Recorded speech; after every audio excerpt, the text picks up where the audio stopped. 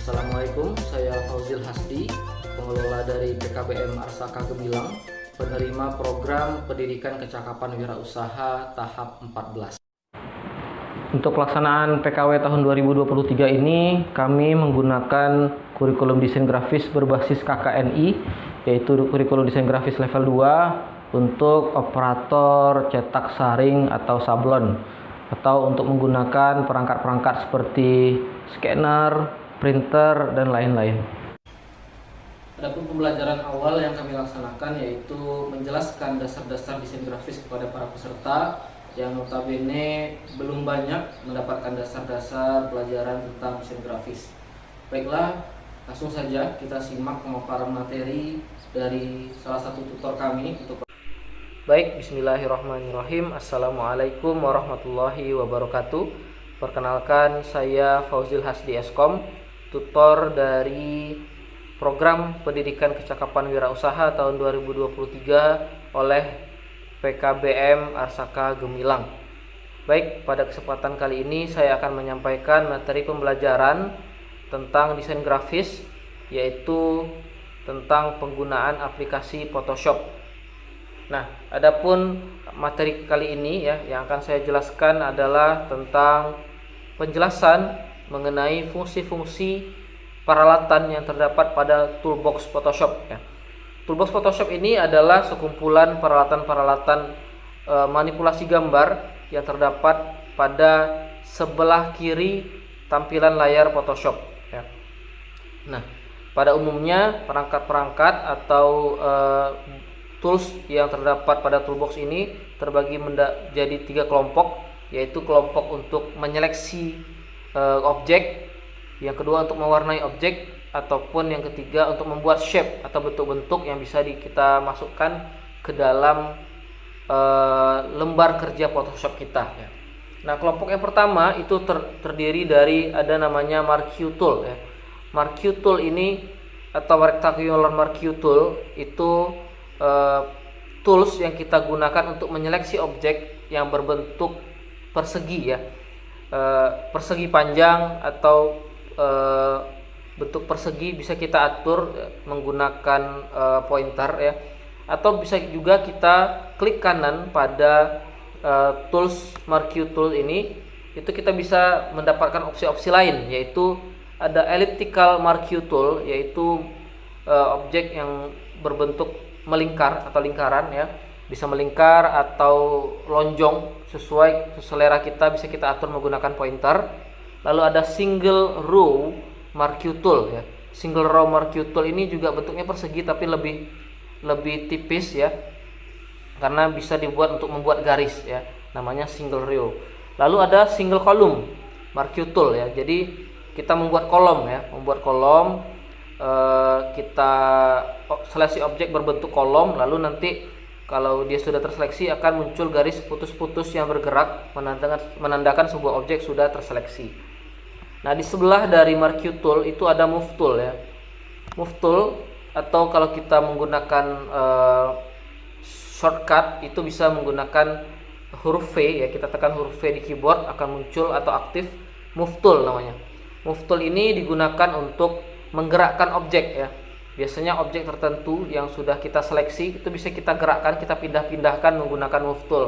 Atau objek tertentu yang kita pindahkan ke dalam lembar kerja Photoshop, Dalam lembar kerja Photoshop kita mengenal konsep layer.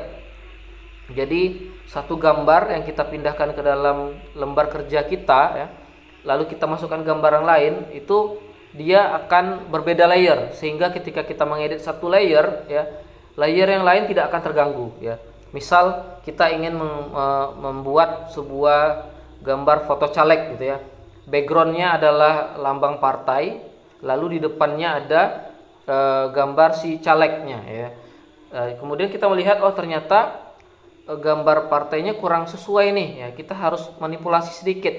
Kita bisa melakukan manipulasi di layernya lambang partai tanpa mengganggu gambarnya atau fotonya si caleg tadi. Itu konsep keunggulan dari konsep layer, Nah, jadi salah satunya Move Tool ini bisa bekerja di konsep layer itu, Misalnya tadi di atas logo partai, lalu foto calegnya ingin kita pindahin ya dari bagian bawah mungkin sedikit ke atas gitu ya, itu kita bisa menggunakan move tool ya. Nah, jadi move tool ini adalah perangkat yang seperti tangan kita untuk memindah-mindahkan barang seperti itu. Nah, kemudian ada namanya lasso tool ya. Lasso tool, atau kita bisa menggunakan shortcut huruf L untuk mengaktifkan tools ini ya. Lasso tool juga digunakan untuk menyeleksi, tapi bentuknya lebih bebas ya. Berbeda seperti marquee tool ya. Itu yang spesifik ya. Kalau kita mau menyeleksi objek yang berbentuk persegi, persegi panjang, itu namanya rectangular marquee tool, atau yang bentuknya melingkar atau lonjong ada elliptical marquee tool. Nah, kalau lasso tool itu dia seperti pena yang ada di tangan, lalu kita bisa menyeleksi objek secara bebas ya. Nah, keunggulannya dia bentuk apapun ya yang ingin kita seleksi itu bisa, asalkan kita mampu menggunakan pointer dengan baik ya.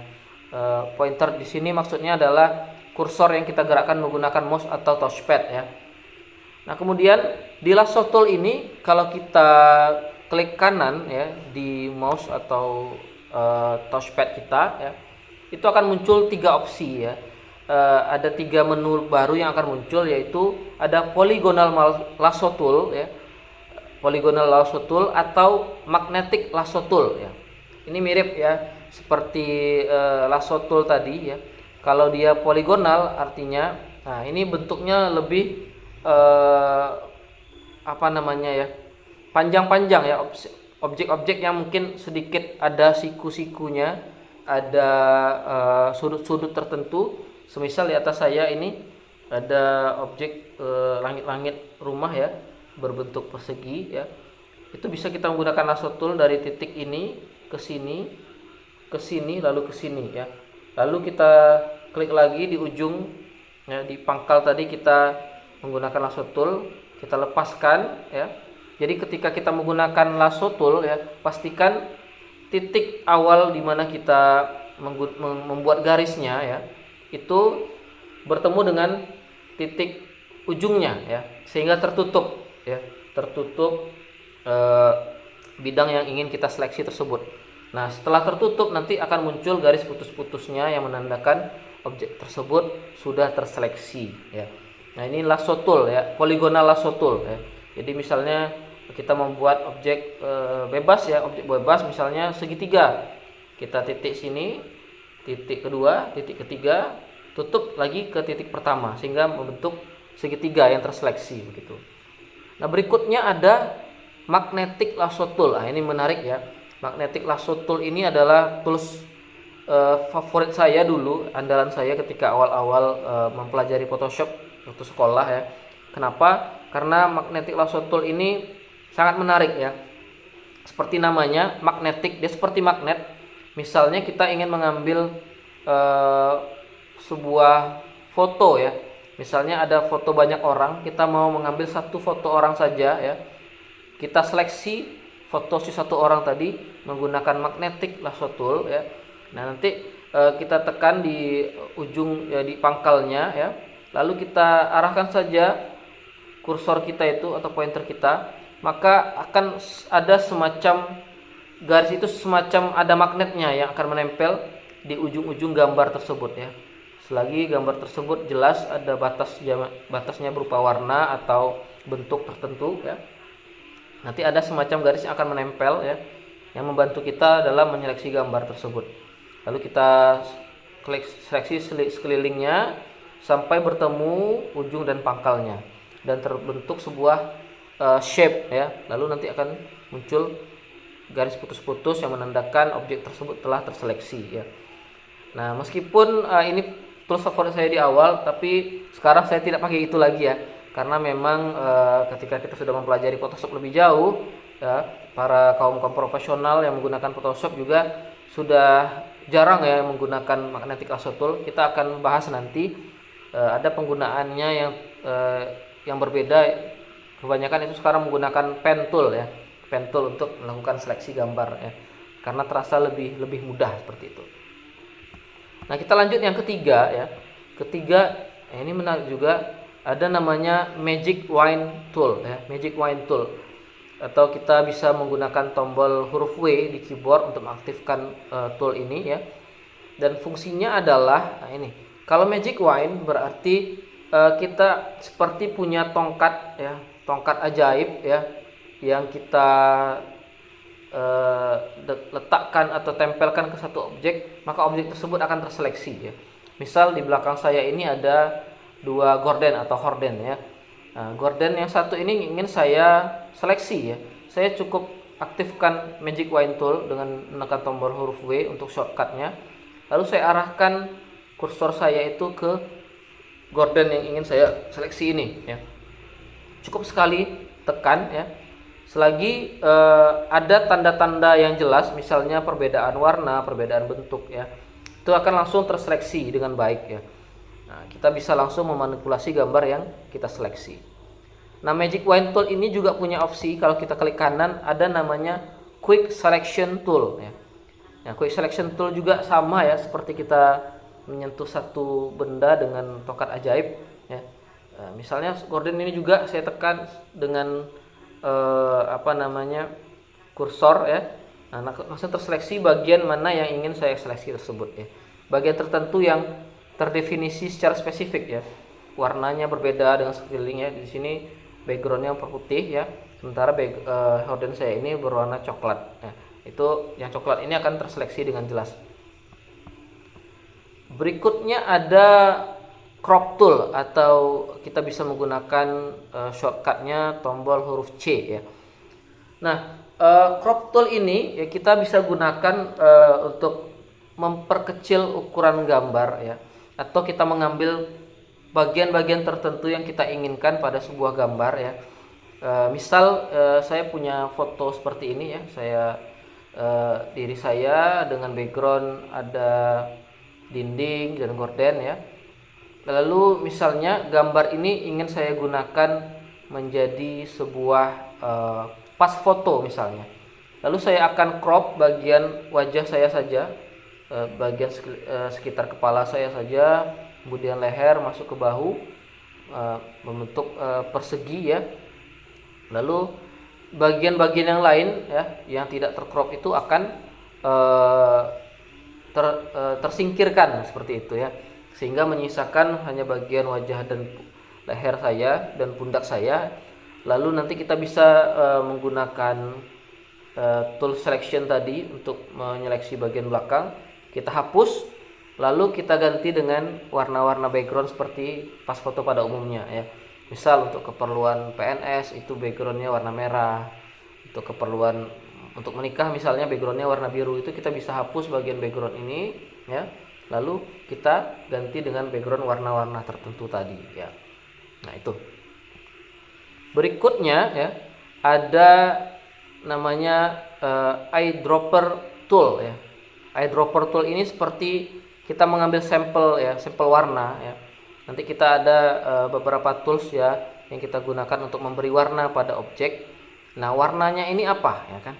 Kita bisa ambil warna tertentu atau kita bisa ambil sampel warna pada objek tertentu ya, yang kita akan jadikan sebagai warna dari tools pemberi warna tadi ya. Misal warna coklat tadi kita arahkan eyedropper ini cek ya, nanti otomatis ya warna yang akan menjadi warna yang digunakan nanti sesuai dengan sampel yang sudah kita ambil. Nah, berikutnya ada ini saya mungkin tidak bisa menjelaskan secara keseluruhan isi toolbox mengingat keterbatasan waktu ya. Saya mungkin lanjut ke healing brush tool ya. Ada namanya healing brush tool, ini mirip seperti logonya itu mirip seperti plaster. Kalau merek-mereknya itu mungkin merek Hansaplast ya. Nah, itu fungsinya mirip ya untuk menutupi kalau kita biasa ini luka ya. Kalau di foto itu seperti spot-spot tertentu, misalnya nih kita dapat foto seseorang yang penuh dengan jerawat ya. Lalu dia minta foto ini diedit sedemikian rupa sehingga jerawatnya tidak kelihatan lagi. Nah, kita bisa gunakan spot healing brush tool ini atau healing brush tool tadi. Kita bisa menggunakan huruf J ya untuk kursornya.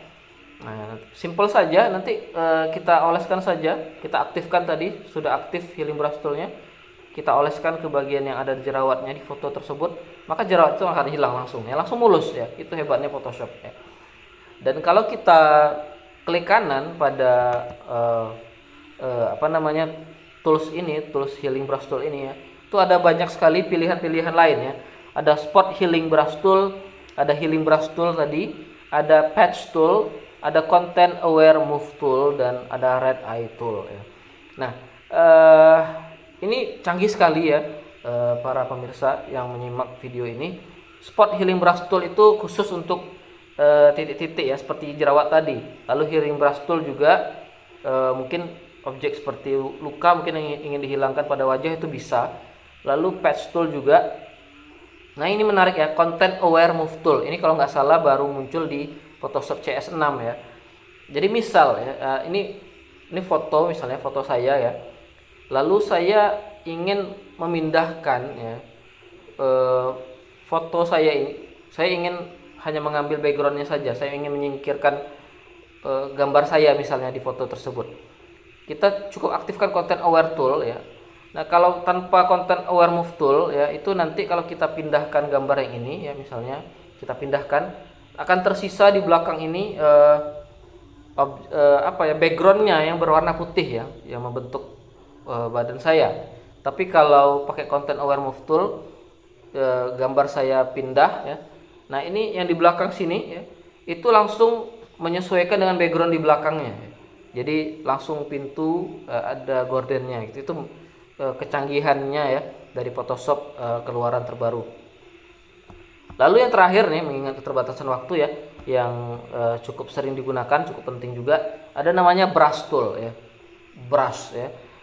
Kita bisa menggunakan tombol shortcut huruf B untuk mengaktifkan tools ini ya. Brush tool ini ya seperti namanya brush ya, brush tulisannya. Itu seperti kuas ya, seperti kita memberikan warna pada suatu objek. Bentuknya bisa seperti kuas yang besar. Kalau kita klik kanan ya di brush tool ini ada pilihan juga pencil tool ya. Jadi kalau mau olesannya itu lebih tipis, lebih kecil, itu bisa pakai pencil tool. Tapi kalau mau yang lebih tebal ya itu bisa brush tool. Dan brush tool ini kalau kita klik kanan nanti di dalam objek gambar ini, itu ada banyak sekali pilihan brush ya. Mulai dari brush yang tebal, solid, ada brush yang lebih halus ya. Kemudian ada brush yang bentuknya seperti daun, seperti bunga dan sebagainya ya. Itu menarik sekali ya. Itu tinggal kita gambar-gambar ya di objek yang ingin kita gambar. Nah, ini salah satu tools utama yang digunakan ya. Itu barangkali ya penjelasan saya mengenai tools-tools Photoshop ya. Kalau kita sudah menguasai yang ini, itu kita sudah bisa melakukan manipulasi awal di Photoshop ya. Nah, kalau kita sudah bisa Photoshop, kita bisa mendesain banyak hal ya, untuk spanduk, mungkin untuk di studio foto kita bisa bekerja juga, kita mendesain baju ya, dan sebagainya. Banyak sekali fungsi dari Photoshop ini, jadi akan sangat-sangat bermanfaat bagi kita yang mampu mempelajarinya dengan baik. Demikian dari saya, mohon maaf atas kekurangan. Assalamualaikum warahmatullahi wabarakatuh.